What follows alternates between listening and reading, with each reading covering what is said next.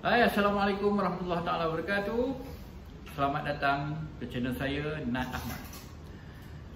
Sekiranya peneroka Felda meninggal dunia, apa yang waris perlu lakukan? Jom kita saksikan.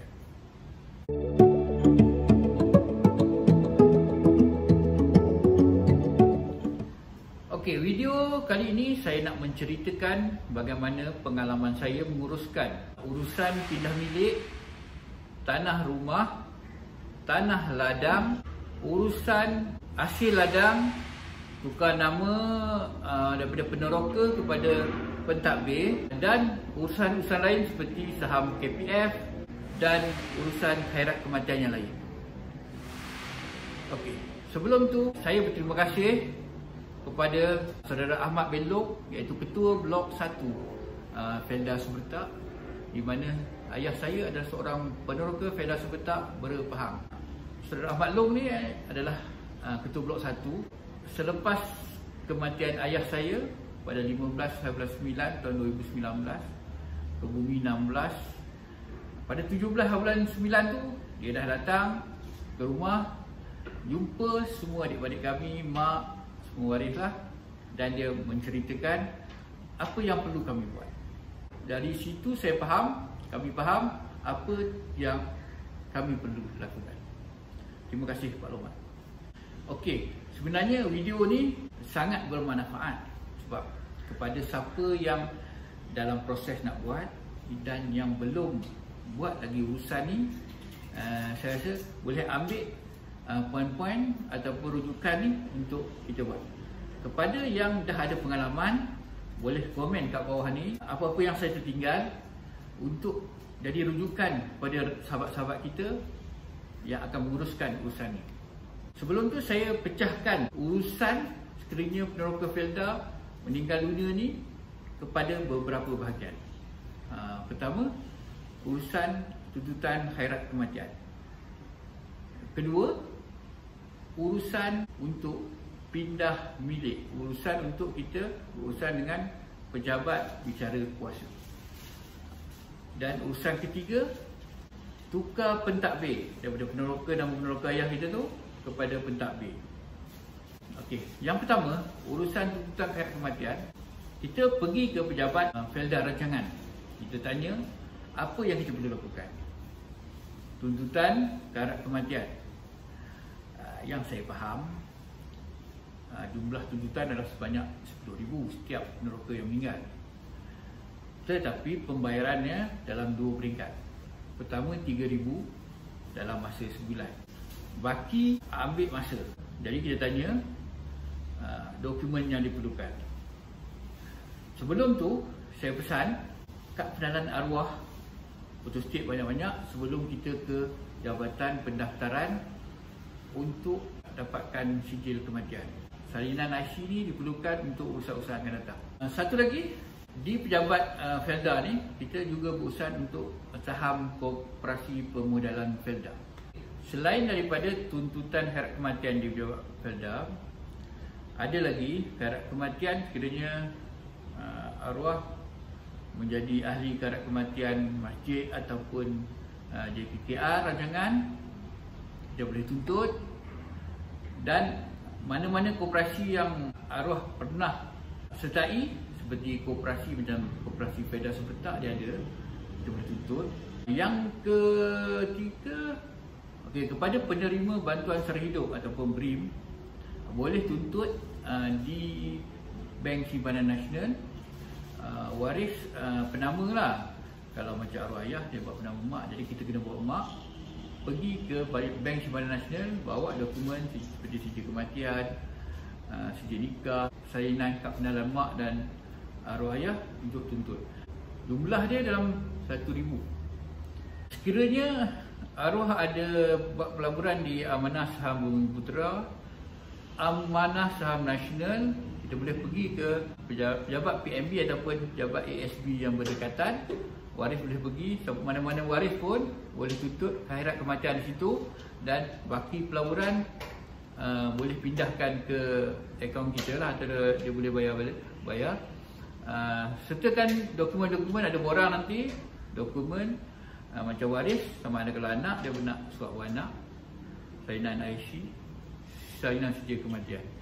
Kita sebagai waris, kita sebelum tu kita selesaikanlah kalau ada hutang-hutang arwah dan fidyah. Macam fidyah kita boleh rujuk kepada pejabat agama ataupun pejabat zakat untuk kita selesaikan.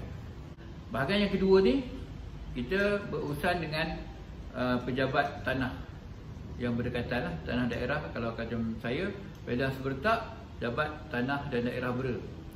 Kita pergi, kita tanya je bahagian pusaka kecil. Kita tanya apa yang kita perlu buat. Dia akan bagi borang, dia akan bagi borang A dan checklist apa yang kita perlu sertakan. Antara dokumen yang kita perlu sertakan adalah salinan sedia kematian, salinan kad penalan mak kita, salinan semua waris lah, salinan kad penalan semua waris. Untuk anak, perlukan salinan surat beranak. Untuk mak, salinan sijil nikah.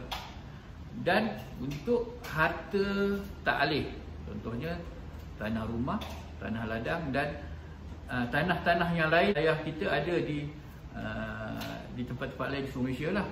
Kita cuba dapatkan. Sebelum tu kita cuba dapatkan, tanya mak, tanya bapak saudara, ada tak ayah ada tanah-tanah yang lain. Biasanya kalau di kampung tu, tanah kampung, pusaka selalunya ada kan.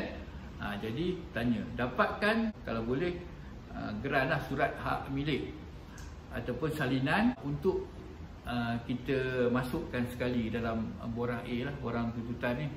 Pada permulaan tuntutan ni, dia perlukan salinan geran komplit muka 1, muka 2, dan kalau dia nama banyak tu muka 3, dan bahagian 1 ni pelan tanah.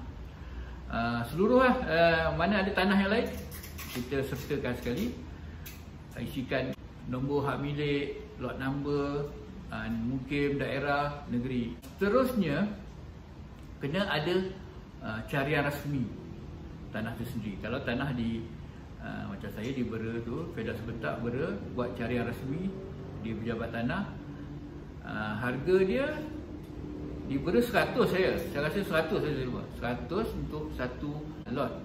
Maksudnya lot rumah 100, lot ladang 100.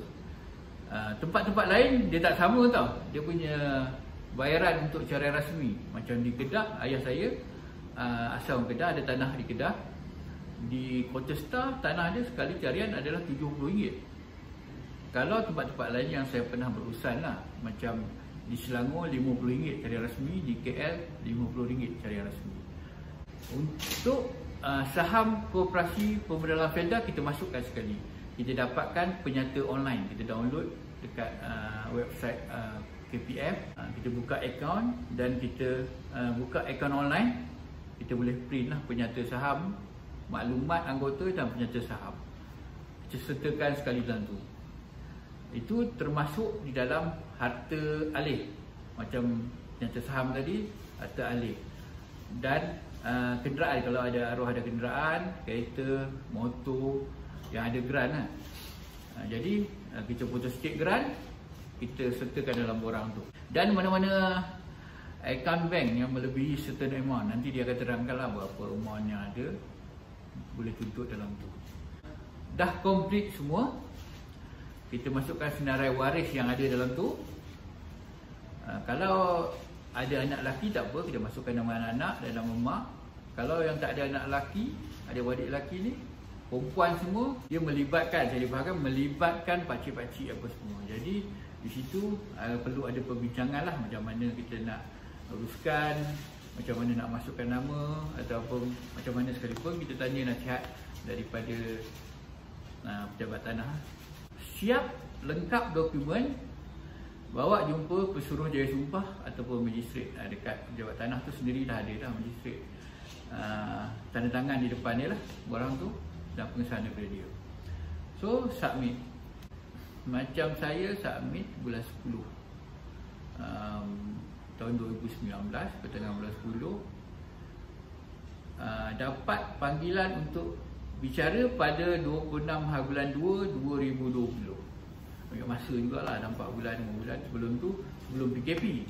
Tapi saya difahamkan sekarang ni bila PKP, setiap sesi tu terpaksa dikurangkan. Jadi mungkin untuk next ni mungkin lagi lama lah untuk panggilan bicara ni. Okey, setelah dapat panggilan untuk hadir bicara, apa yang perlu kita bawa adalah antaranya salinan asal, geran, kad pengenalan semua waris yang dipanggil lah. Dan dalam surat tu dia ada terangkanlah bahawa apa yang perlu berserta dengan fee, bayaran untuk perbicaraan. Saya difahamkan bayaran perbicaraan ni dia bergantung kepada jumlah nilai harta yang dibicarakan lah. Sebelum tu, antara waris tu saya cadangkan berbincang dululah macam mana untuk pembahagian setiap harta lah, peninggalan arwah, macam mana kita nak bahagikan, sama ada kita nak ikut faraid atau membahagi sama banyak atau pula macam arwah ayah dia ada tinggalkan macam wasiat dengan amanah raya. Jadi dalam wasiat tu dia ada letaklah ini macam mana pembahagian ni, macam mana. So kami ikut apa yang hajat arwah ayah tu. So benda tu agak mudah. Lagi satu, alhamdulillah saya dikelilingi oleh adik-beradik, mak yang senang untuk kami bincang. Mudah, tak ada masalah. Alhamdulillah dari segi tu. Okey, kepada waris yang tak boleh hadir pula untuk bicara ni, dia perlu isi borang DDA. Borang DDA ni dia kena isilah apa maklumat seperti yang kita pohon dululah. Tanah-tanah, harta-harta ni pembahagian dia macam mana, siapkan pembahagian macam mana apa semua, sign, tanda tangan di hadapan Suruhjaya Sumpah atau Magistrate, dan kita bawa sekali masa hari perbicaraan.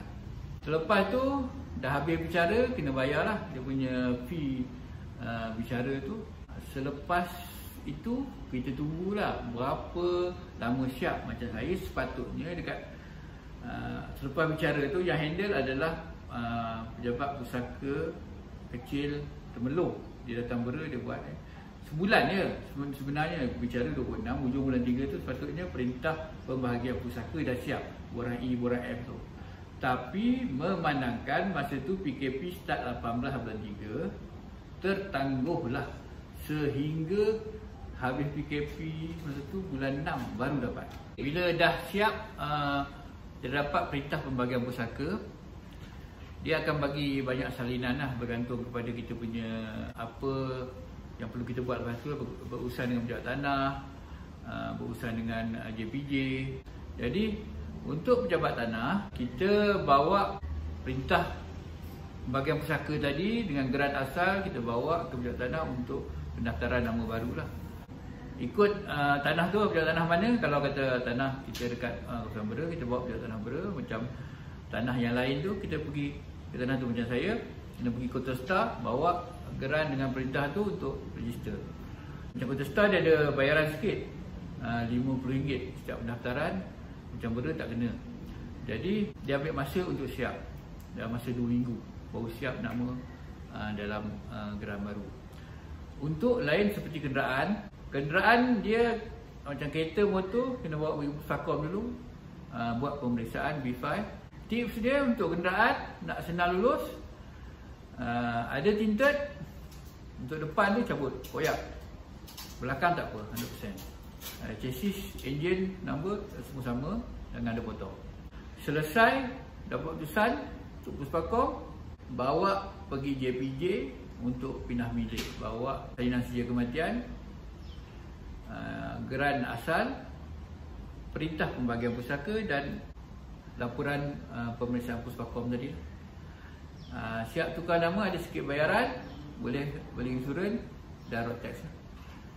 Jadi untuk pejabat tanah tadi dalam masa 2 minggu siap pergi ambil. Kemudian dengan geran baru tu buat salinan, bawa ke pejabat Felda Rancangan untuk kita daftar nama peneroka barulah. Daripada peneroka arwah ayah tu kepada peneroka baru, iaitu pendapir, di mana selepas ni dokumen seperti slip gaji akan dimasukkan ke akaun pentadbir lah. Jadi dari situ pun ambil masa. Saya daftar bulan berapa itu? Bulan bila siap bulan 8 tu saya daftar, hantar ke pejabat federal. Sampai sekarang bulan 9 punya slip gaji pun masih nama arwah ayah. Okey. Nanti step dia selanjutnya, apa yang saya faham, bila dah nama dah tukar kepada pentadbir dan slip gaji pun dah nama pentadbir, baru pentadbir perlu buka akaun untuk gaji ladang lah, hasil ladang untuk masuk ke dalam akaun pentadbir. Pembahagian ikut kepada perintah pembahagian lah. Kalau semua bagi 5, bagi 5 lah. Kalau anak-anak kata buat itu terpulang kepada lah nak bagi kat mak semua, tapi ikut pembahagian tu lah. Untuk saham KPF, Koperasi Pemodalan Felda, dia kena isi borang pindah share. Borang pindah share ni pentadbir isi borang, kita sertakan yang kita print online tadi tu daripada KPF download.